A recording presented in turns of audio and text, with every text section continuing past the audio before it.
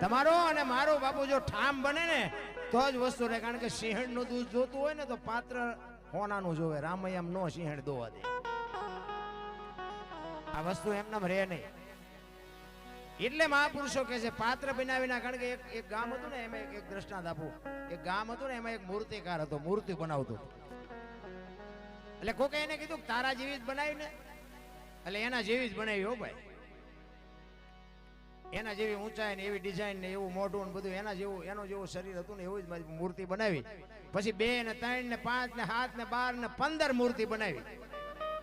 એ 15 મૂર્તિ બનાવી અને યમના દૂત એને જ્યારે લેવા આવે, ભગવાન એમ કે ઓલા ફલાણા ગામમાં મૂર્તિકાર છે ને લઈ એનો સમય પૂરો થઈ ગયો. અને આ એને ખબર પડી ગઈ કે મને લેવા આવે છે યમના દૂત. એટલે 15 મૂર્તિ હતી ને એના ભેગો હોઈ ગયો. કારણ કે એના જેવી જ બનાવી હતી બાપુ. આબે હવો આમ સુવાસ બુવાસ રોકીને એ મૂર્તિ જેવો થઈ ગયો. આપણને ખબર પડે કે યમના દૂત આવે છે તો આપણે એવા જ થઈ જાય ને.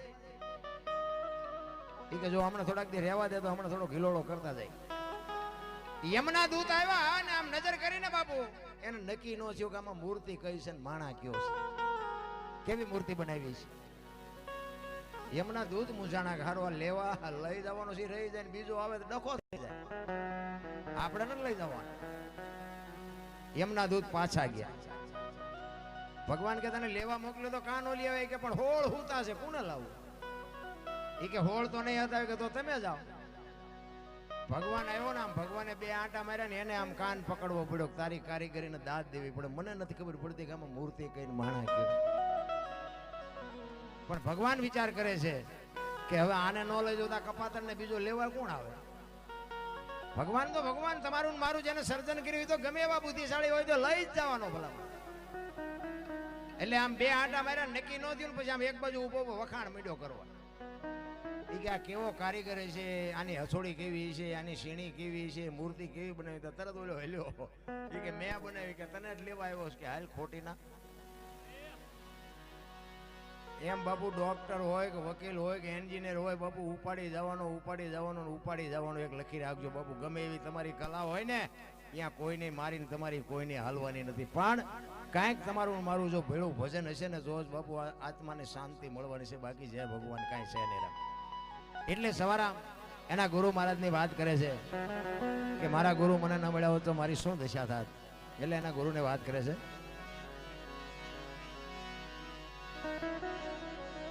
જુગતી કરીને જોવા હાલી મારા સદગુરુજે બતાવી મને શાન. અમરનગરમાં આત્મ દેખ્યા હું તો ભૂલી ગઈ તી દેહનું ગામ. આ મહાપુરુષો કે છે અગમ ને અગોચર ને આ બધું ક્યાં આવ્યું છે? હું તો એમ કહું સદગુરુ પાસે કઈક મથો ભલામણ. આમાં આમનામ હમણાં દી વયો જાય.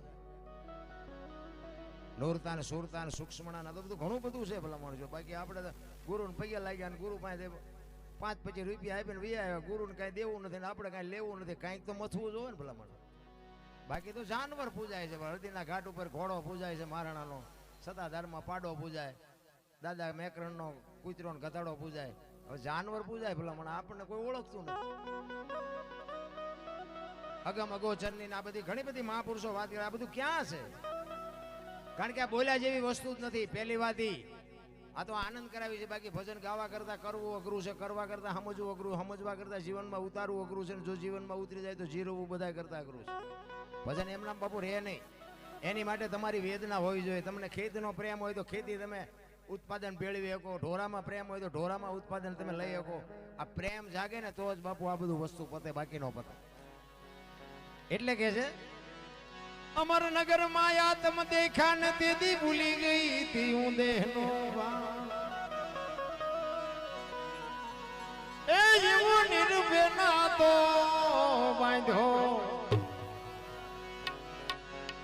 બાંધો રે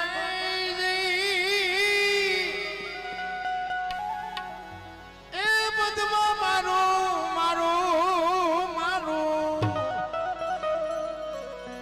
મનડું રેઠ રે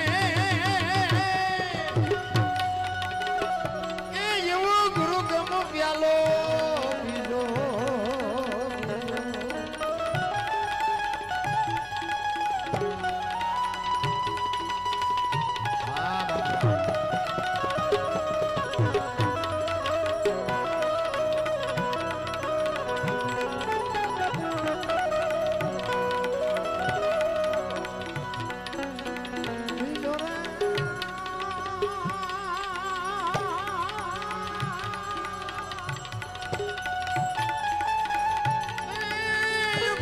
સદ પામી ઉદો સદગુરુ જીવને એ જેવો ગુરુ ગમ પ્યાલો એ જેવો ગુરુ ગમ પ્યાલો. ભજન વસ્તુ બાપુ એવી છે ને, તમે અમને અહીં બોલાવ્યા છે, તમે સાંભળો છો, અમે ગાઈએ છીએ, તમને આમાં ઉતરે કે ન ઉતરે બાપુ, આટલા જણા બેઠા છો, અમારું ચાર્જિંગ વધી જાય, એ વાત પાકી છે. અમને એમ થાય કે ભાઈ આ 50-100 જણા અમને સાંભળે, અને બાપુ સાંભળનારા હોય તે અમને એમ થાય કે અમારા ફેફડા તોડી નાખી, ભલામણ આંતડા કાઢી નાખી. ખાનારા નથી મળતા, નાખવું ક્યાં વાડીમાં, ખાનારા તો જોવે ને સામે. ઘણું આપ્યું છે સંતોએ, પણ ખાના આવું કઈ હોય જ નહીં. આવું કઈ લ્યો શું સમજાવવા? એમાં સિટીમાં તો આમ વધારે પૈસાદાર હોય કે એકચ્યુઅલી આવું કઈ હોય જ નહીં. એકચ્યુઅલી ના દીકરાઓ મરી જાઓ. આ જીવ ને શિવ છે ને, ભજન સિવાય એક થાય જ નહીં. જીવને ને શિવને એક કરવા માટે બાપુ જરૂર ભજન ની જ પડે. બુદ્ધિથી, વિજ્ઞાનથી, પૈસાથી જીવ ને શિવ એક દી કોઈ ન થાય. એમાં જરૂર ભજન ની પડે બાપુ. નકર જો જીવ ને શિવ એક થતો હોય તો અત્યારે બુદ્ધિ ના તો ગાળિયા થયા કેટલા. બોલે તો જઈ વારો નથી આવતો. શું આપણે વાત સમજાવી? એમ નથી, પણ આની બાપુ વેદના હોવી જોઈએ, આની કઈક પીડા હોવી જોઈએ. એક શબરી, તમે વિચાર કરો, રામાયણ નું અદ્ભુત પાત્ર.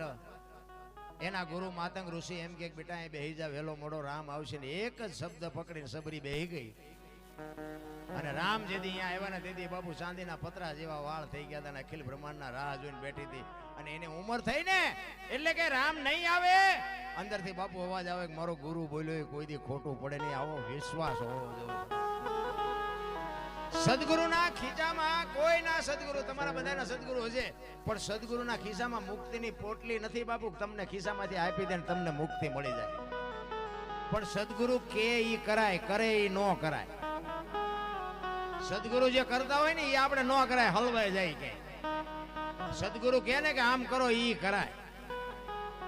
આ તો અમુક અમુક તો સદગુરુ ને બાપુ એસા નહીં કરના જાય ને એસા કરના જાય, એટલે આપણને એમ થાય કે આ ગુરુ છે કે આ ગુરુ છે.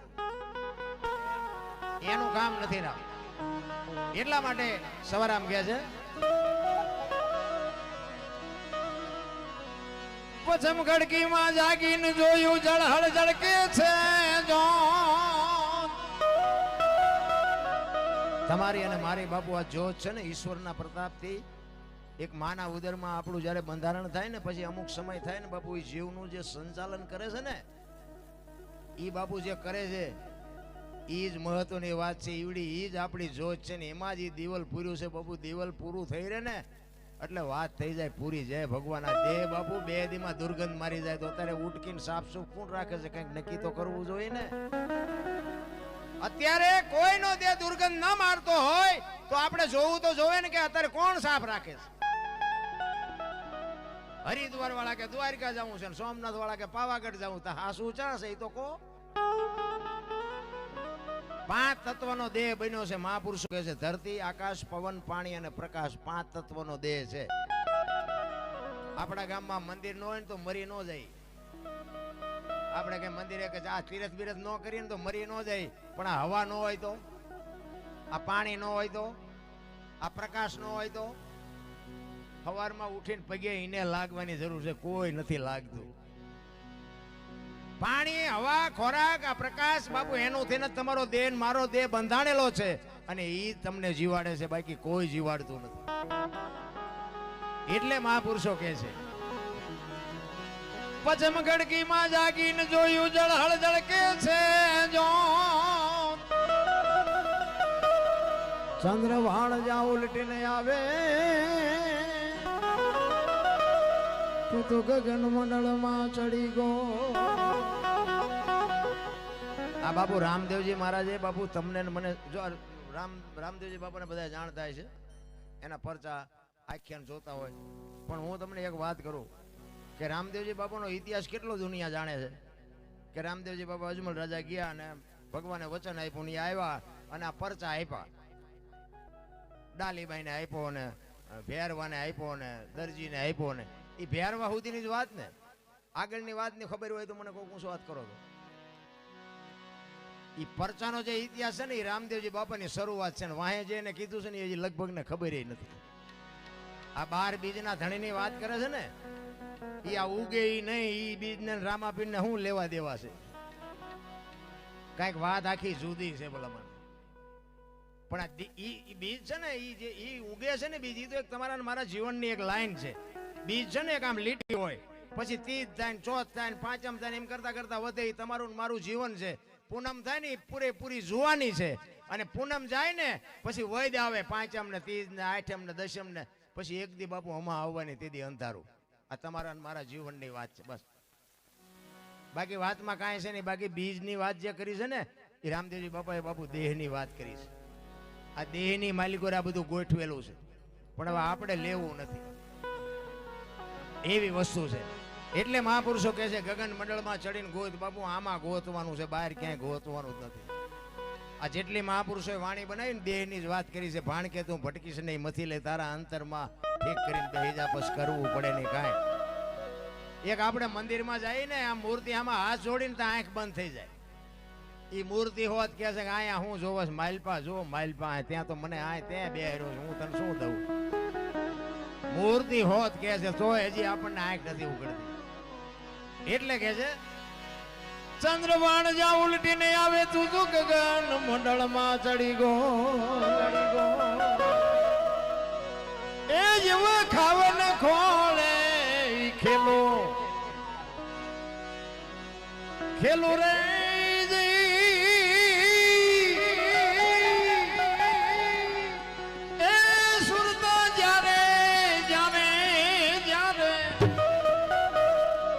સુરતા અને શબ્દનું બાપુ મિલન થાય ને બાપુ, અહીંયા ઈશ્વર પ્રગટ થાય. ઈશ્વરને ગોતવા જે મળે એવું નથી. અને ઈશ્વર છે ને આપણા જેવો છે નહીં. એક તમને કહી દઉં, નિરંજન નિરાકાર વિશ્વ વ્યાપક છે. આખા વિશ્વમાં એક તલ મૂકે એટલી જગ્યા નથી કે ઈશ્વર ન હોય. મૂર્તિ તો બરોબર છે, ખોટી છે એવું મારો વાત નથી, પણ મૂર્તિ પાસે બાપુ તમને કહું, ગોરખ બાપુ આ ગોરખ બાપુએ કીધું કે જો પાણા પૂજે હરી મળે તો હું મોટા પહાડ પૂજું. મૂર્તિ છે ખોટી નથી, મૂર્તિ બરોબર, અહીંયા તમને શાંતિનો અનુભવ થાય, બાકી તમારી વાત ન કરે. એટલા માટે જ મહાપુરુષો કહે છે તમારી અંદર ગોતવાનું છે. તમે કાંઈક છો, હું તો મને તો આ બેઠા એમાં ભગવાન દેખાય લો, આ બધા હામાં મારા હામાં ભગવાન જ બેઠા, તમને ન દેખાતું હોય તમારો પ્રશ્ન છે. એટલે મહાપુરુષો કહે છે સુરતા અને શબ્દનું જ્યારે મિલન થાય ને ત્યારે જ પરમેશ્વર પ્રગટ થાય. કારણ કે આ તો બાબુ આપણી માર ખવડાવે ને એ મન ખવડાવે, પુરાવે ને તો મન પુરાવે, છોડાવે તો મન છોડાવે. આ મન છે ને ધજાની પૂંછડી જેવું, એ જ એવું નથી રહેતું, અને એ ઉભું રહી જાય તો કામ થઈ જાય. એટલે તો ગંગા સતીએ વાણીમાં કીધું 21,600 શ્વાસા બાપુ આપણે હુઈ જાય છે તો ચાલુ રાખે છે, કોણ રાખે છે? 21,600 શ્વાસા બાપુ ગંગા સતીએ પરફેક્ટ હિસાબ મારીને કીધું 1 મિનિટના 15, 1 કલાકના 900, 12 કલાકના 10,800, 24 કલાકના 21,600 થાય. ગણવું હોય તો ગણી જોજો. એની જ મજા છે. તમારા મારા હાકે છે કોણ? એ જ વાત છે બાપુ. એના માટે સદગુરુની જરૂર પડે. એમનામાં કઈ પતે એવું નથી. હુસેન બાપુ ભજન થાય એવું નથી. કારણ કે અમે અહીંયા આવ્યા હોય અને અમારે કઈ કઠણાઈ હોય ને વાગે ભાંગે તો ગામ આખું હાંઠિયો નો થઈ જાય. અને એમ કે પણ હું રોજે રોજ દોડ્યા જાઉં છું, આના કરતા ઘરે બેહો ને. હવે આ ભજન ગાવા આવ્યા એટલે વાગ્યું, અહીંયા ઘરે હોય ન વાગે. ખોટું તમારે ન કરવું હોય, જગત તમારી પાસે કરાવે. આ કંસ છે ને, કંસ કૃષ્ણ પરમાત્માના મામા છે ને, એ કંસના જે બેન બનાવી હતા ને દેવકી ને વસુદેવજી બાપુ, એ તો કંસને બાપુ બહુ વાલા હતા. એ રથમાં બેરીને બાપુ આમ વિચારવા નીકળ્યા ને, બગીચામાં નીકળ્યા ને, એમાં આકાશવાણી થઈ. કંસને કહે છે હે કંસ, તું તારા બેન બનેવી ઉપર આટલો બધો પ્રેમ કરે છે ને, પણ તારી બેન નું 8મું સંતાન છે ને એ તારા મોતનું કારણ બનશે. મરવું કોને ગમે બાપુ? પ્રેમ ખૂટી રહ્યો ને બેન જેલમાં પૂર્યા, અને એને નક્કી કર્યું કે 7 સંતાન મને કાંઈ કરવાનું નથી, એટલે 7 ને નથી મારવા, 8 ને મારવા, 8મું મારવું છે. ભગવાન વિચાર કરવા માંડ્યા કે 8 મારે તો જ આ પાપનો ખડો ભરાય એવું છે ને, આને તો સારો વિચાર આવ્યો. હવે આ 7 ને મારે નહીં તો ઘડો ભરાય નહીં, ઘડો ન ભરાય મારી આકાશવાણી ખોટી પડે. ભગવાન મૂંઝાણા. એમાં નારદજી આવ્યા. એ કે શું પ્રભુ વિચાર કરો છો? એ કે ભાઈ આવી રીતની મેં આકાશવાણી કરી, ઓલા કંસને હારો વિચાર આવ્યો, હવે એ કે હાથ મારવા નથી. તો કે મૂળ તો તમારે મરવવા જ છે ને. તો કે હા. એ તો કે હું મરવી નાખું.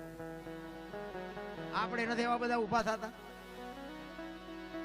કોકને દવાખાને હોય ને 5 બજેનો ટેકો કરો ને કે હીમાં નહીં મારી નાખો, કે મારી નાખવામાં દાડિયા છે આપણી ભાઈ, તો એ હાજે ઉપડાઈ લો. એ અહીંયા કંસ એના દરબારમાં દરબાર ભરીને બેઠા છે અને આ બધી ચર્ચા થાય, કોઈ કે મરાય, કોઈ કે ન મરાય. કંસ વિચાર કરે, એ કે પણ હવે કહે છે કે 8મું સંતાન મારવાનું છે, તો એમાં હાથ ને શું કામ મારવા જોઈએ? આ બધી ચર્ચા હાલતી હતી ને, ત્યાં નારદજી આવ્યા. અરે પધારો પધારો ભૂદેવ, પધારો પધારો. એ કે શું ડાયરો ભરીને બેઠા છો? એ કે ભાઈ અમારે એક કોકડું ખુસાણું છે 8 દી. એ કે શું છે? એ કે આવી રીતે આકાશવાણી થઈ છે કે તને 8મું સંતાન, તારી બેનનું 8મું સંતાન છે એ તારા મોતનું કારણ બનશે. એટલે કે તમે શું વિચાર્યું? એ કે મેં એવું વિચાર્યું છે કે હાથને નથી મારવા, 8મું મારી. એ કે તમારી ભૂલે જ છે. કે કેમ? એ કે 8 ને મારો તો જ મેળ પડે. પણ કે એમ ન, 8માની વાત છે તો હાથથી મારવું, મરવાનો નથી તો હાથને હું કામ મારવા જોઈએ? પછી નારદજી કીધું, એ કે આ દિવાલ ઉપર કે હાથ લીટા કરો. એ આમ લીટા કર્યા. એ કે ગણો આઈન પર. એ કે 1 2 3 4 5 ને હાથ. એ કે આઈન પરથી ગણ્યા ને, કે ભગવાન આઈન પાસેથી ગણશે તો એ કે તો પેલું 8મું થાય. તો કે હું એટલે જ કહું છું 8 ને પતાવો. આ એમાં ખોડદો કઢાયો. મરવું તો ન હોય ને, કોઈ ખોટું કરવું ન હોય, બીજા કરાવે. એ કે આપણે આઈન પરથી ગણો છો, ભગવાન આઈન પરથી ગણે, આપણે શું ભગવાનને કરવાના હતા? એ કે ઈ તમારી વાત સાચી. તો કે હું એટલે જ કહું છું 8 ને ઉપાડો. આ દુનિયામાં બાપુ આમ જ હાલે છે. એટલે સવારામ બાપા છેલ્લે કહે છે, ઉલટા પવનમાં આનંદ વર્ત્યો રમતા દિન રાત. દાસ સવો ફુલગીરજી ચરણી અમે કેને કરીએ સંતો તો બાબુ બહુ કીધું છે કે મારે કોકને કહેવું છે પણ કોઈ સાંભળવા તૈયાર નથી. કોને કહેવું મારે? અરે શું સંતોના બાપુ રુદિયા રોયા છે ભલામણા, આપણને આંખ નથી ઉગડી.